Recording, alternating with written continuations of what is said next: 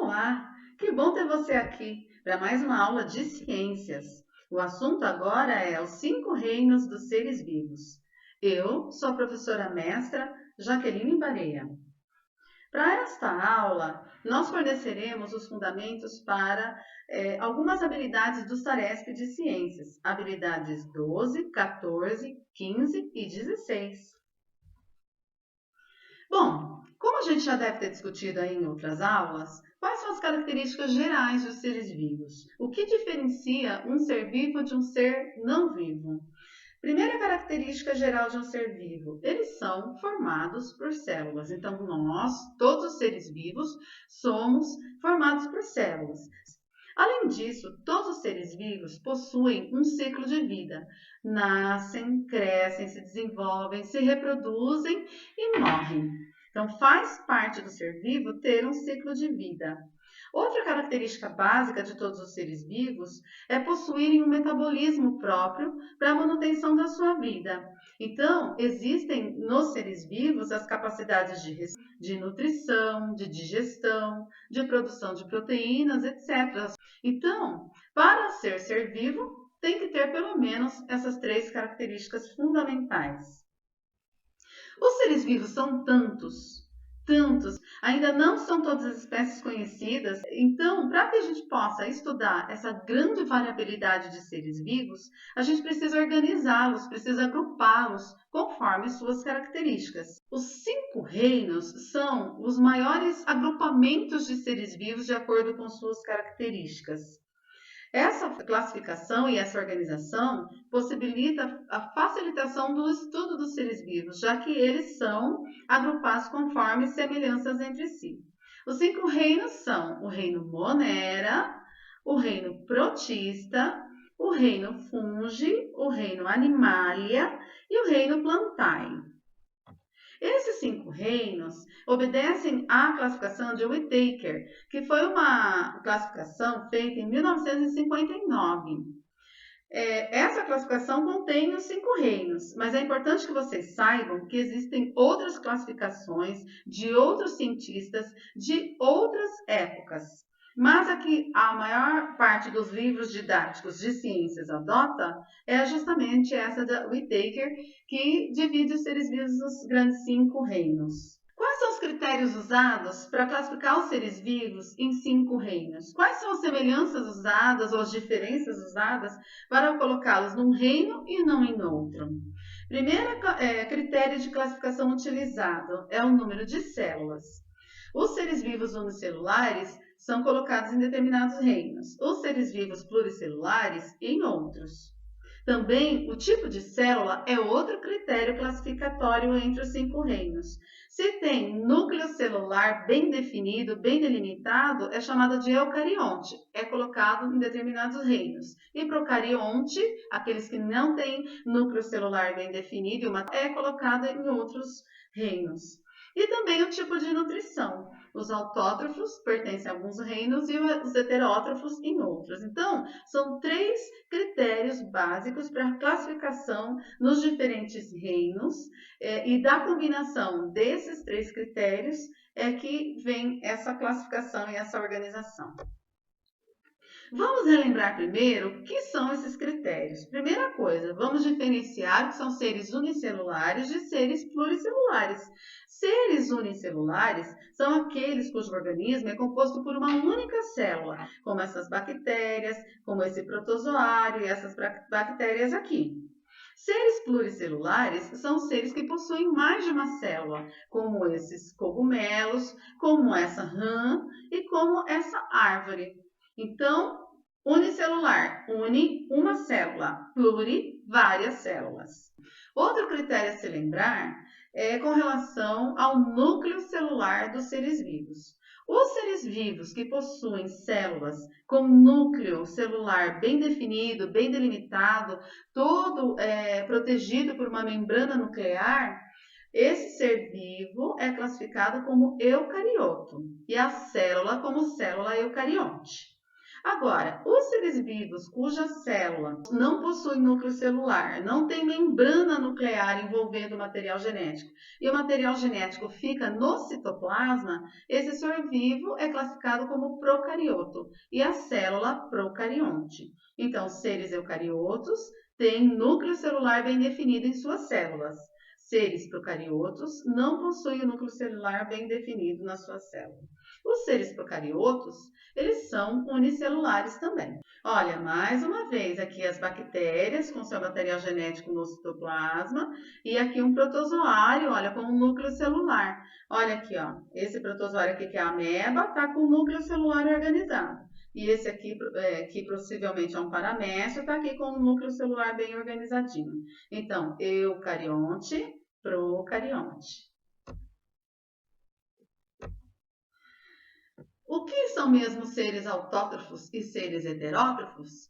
Os seres autótrofos, auto, próprio, trofos, nutrição. Os seres autótrofos são aqueles que produzem os seus açúcares, assim se alimentando do açúcar produzido através da fotossíntese. Os seres autótrofos, eles são todas as plantas, as algas, em sua maioria, e algumas bactérias. Seres heterótrofos são aqueles seres que precisam se alimentar de outros seres ou de restos de outros seres. Então, você tem um exemplo aqui, né, dessa vaquinha, que é um ser heterótrofo, que precisa se alimentar de plantas, já que ela é herbívora. Então, agora, tendo relembrado esses conceitos básicos, vamos conversar um pouquinho sobre cada reino. Reino Monera. O reino Monera é o reino das bactérias e das algas azuis, que são chamadas de cianofícias. Ciano azul. O reino Monera é composto por seres unicelulares, de uma única célula. Esses seres são procariontes, então tanto as bactérias quanto as cianofícias ou algas azuis são seres procariontes, ou seja, o material genético fica disperso no citoplasma. Esses seres do reino Monera, eles possuem uma parede celular, então além de ter a membrana celular, ainda tem uma parede, geralmente proteica, protegendo a célula. E existem tanto seres heterótrofos, que precisam se alimentar, principalmente de restos orgânicos de outros seres vivos, como seres autótrofos, que realizam fotossíntese, como as cianofícias, as algas azuis. Então, repetindo, reino Monera, seres unicelulares, seres procariontes, que possuem parede celular e tem tanto os heterótrofos como os autótrofos. Olha que exemplo de cianofícias, de algas azuis, para que vocês vejam. Só que aqui, ó, cada delimitação dessa aqui, ó, é uma cianofícia. Só que elas se unem formando filamentos. Cada, olha, bolinha dessa aqui é uma cianofícia reunida com outras para formar esse filamento aqui. Outro exemplo de algas azuis, olha, a anabaena, a afanotesse, a Cosmarium e a Actinastrum. Todos esses são exemplos de algas azuis, aqui filamentosa também, e aqui são individuais, né? São seres que não formam filamentos. Olha, aqui exemplos de bactéria. Os bacilos que todo mundo pergunta, os lactobacilos, eles são semelhantes a esses aqui. A bordetella, a Clostridium, olha só, a bactéria que causa o tétano. A Escherichia coli, que se a gente ingerir num alimento estragado, por exemplo, dá dor de barriga. A espirulina, o Staphylococcus, que dá nas inflamações quando a gente se machuca, inflama, faz aquele monte de pus, geralmente é infecção por Staphylococcus. Streptococcus também infecciona quando a gente se machuca. E a Salmonella, que também dá dor de barriga quando a gente ingere grande quantidade dessa bactéria nos alimentos estragados. Tudo o reino Monera. E o reino protista? Olha, o reino protista também é feito de seres unicelulares, mas tem uma diferença. Esses seres unicelulares possuem núcleo bem definido, então tem membrana nuclear e o material genético desses seres fica organizado dentro da célula. Dentro do reino protista também tem seres heterótrofos e seres autótrofos, que fazem fotossíntese e produzem seu próprio açúcar. Quem compõe o reino protista? Os protozoários e as algas unicelulares, as algas compostas de uma única célula. As algas são autótrofas, fazem fotossíntese, pois têm clorofila, e os protozoários são heterótrofos, se alimentam de resíduos orgânicos deixados no ambiente onde eles estão. E as algas pluricelulares? E as algas feitas de várias células? Olha, alguns livros e alguns autores trazem as algas pluricelulares no reino protista. Outros livros, outros autores trazem as algas pluricelulares juntas com os vegetais. Acontece que as algas ainda estão causando uma grande discussão entre os cientistas. Fala-se, inclusive, na criação de um sexto reino para poder incluí-las. Então, a classificação das algas nos reinos ainda não está bem definida. Este autor, Whittaker, ele considera todas as algas, tanto as unicelulares quanto as pluricelulares, no reino protista. Olha, algumas algas unicelulares, aqui, olha, elas se reúnem em grupinhos de 4, tá? E aqui, o paramécio, que é um protozoário que existe em grande quantidade na água, sem filtrar, e a ameba, que é outro protozoário, né, outro do reino protista, encontra-se também bastante presente na água. Ela pode causar a amebíase, que causa dores intestinais. Então, tá aqui alguns exemplos de protozoários do reino protista. Reino fungi é o reino dos fungos. Fungi, fungos. Aí tá bem fácil, né? São seres que podem ser tanto unicelulares, existem fungos unicelulares que formam filamentos, inclusive, e fungos pluricelulares. São seres eucariontes, ou seja, têm o núcleo celular bem definido. São seres heterótrofos, por favor. Fungos não fazem fotossíntese. Quem são os componentes do reino fungi? Os componentes do reino fungi são os bolores, como dos alimentos, da parede, onde cresce, onde tem umidade, né? Os cogumelos, que na verdade são só a parte reprodutiva de grandes fungos espalhados pelo ambiente, e as leveduras, que são do reino fungi, mas são unicelulares. Olha só, os bolores. Tá aqui o bolor do pão, tá? Crescendo no pão que embolorou por umidade, porque venceu. E aqui, olha, tá uma imagem do fungo que está contaminando o pão ao microscópio, tá? Acho que é o Aspergillus, que chama o gênero desse fungo aqui. E aqui nós temos a micose, que é uma doença causada por fungo e que causa o chulé e a degradação da pele morta nos dedos. Então, olha, toda vez que a gente tem micose, seja nos dedos dos pés, na face, no pescoço, aqui, né, nos ombros, nas costas, na realidade, o que está crescendo em cima da gente são fungos. Fungos que vêm nos parasitar e comer as nossas células mortas. A degradação dessas células mortas vai gerar a produção de substâncias muito fétidas, tá? O tratamento é difícil, a gente tem que secar bem os locais, usar as pomadas que matam os fungos por pelo menos 15 dias. Mas se você seguir certinho o tratamento, isso sara. Tá? Outros exemplos aqui do reino fungi. O shiitake, que é um cogumelo comestível, champignon, que é outro cogumelo comestível, as orelhas de pau, né? Aqui, ó, uma série de cogumelos crescendo na mata, e aqui um cogumelo alucinógeno, geralmente os cogumelos que são laranjados, amarelos, vermelhos, que tem essas cores berrantes, eles são cogumelos venenosos que vão causar disfunções nos nossos neurônios e fazer que a gente tenha alucinações, por exemplo. Entendam, os cogumelos, eles são apenas uma parte dos fungos, tá? A parte reprodutiva dos fungos. A maior parte do corpo do fungo está sobre a terra mesmo, se espalhando através de suas hifas, como a gente vai ver mais para frente. Olha aqui. As leveduras, olha, uma foto com microscopia eletrônica para você poder ver, olha, cada bolinha desse aqui é um ser vivo, e aqui uma foto de microscopia do Saccharomyces cerevisiae, que é muito amigo nosso. O Saccharomyces cerevisiae é usado para a fermentação da cerveja, é usado como fermento biológico para o pão. Logo, logo a gente vai fazer experimento aí a respeito da fermentação, tá bom? Vamos preparando logo, logo experiências. Então, olha, o Saccharomyces cerevisiae é o que fermenta a massa do pão para que ela cresça, tá bom? Então todo mundo come essa levedura assadinha, tadinha, mas come.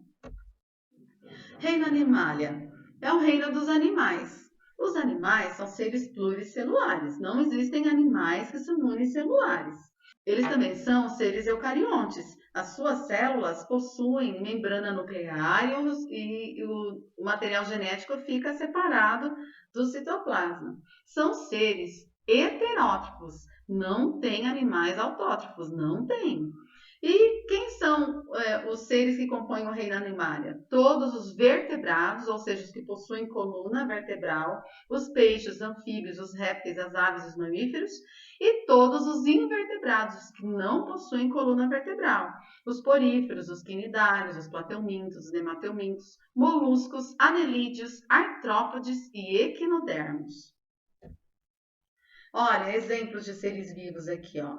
O polvo, a esponja, a lagosta, a estrela do mar, as ostras, todos seres invertebrados.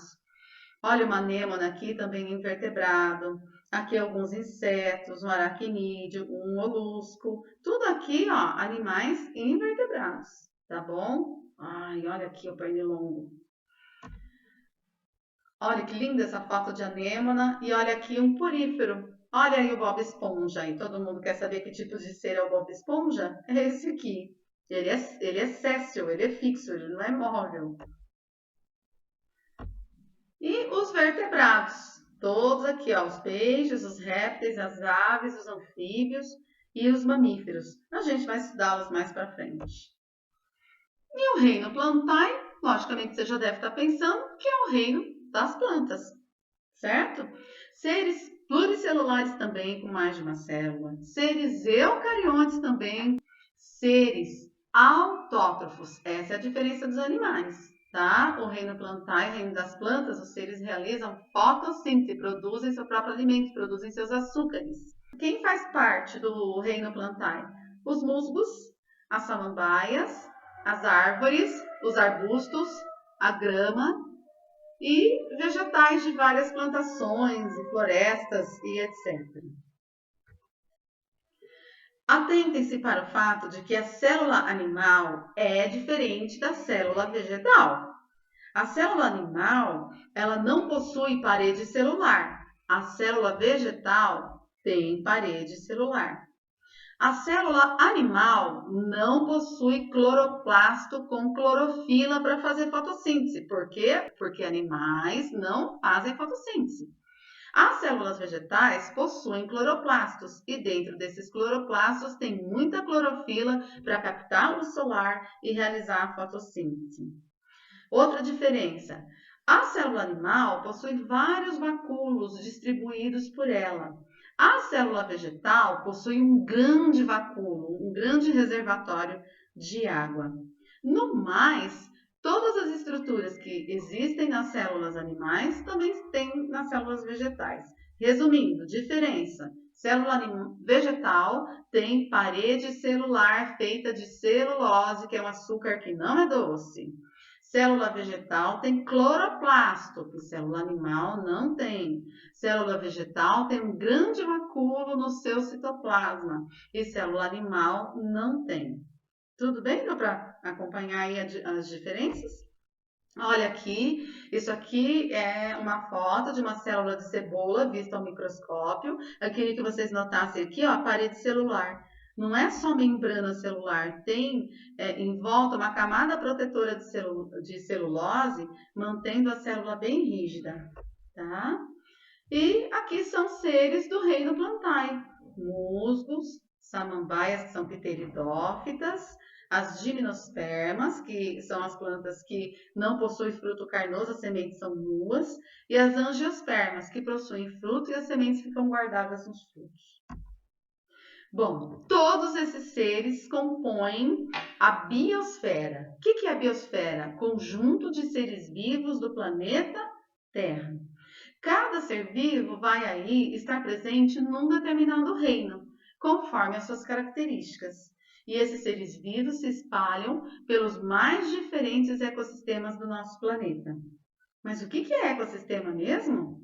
Ah, assunto para a próxima aula.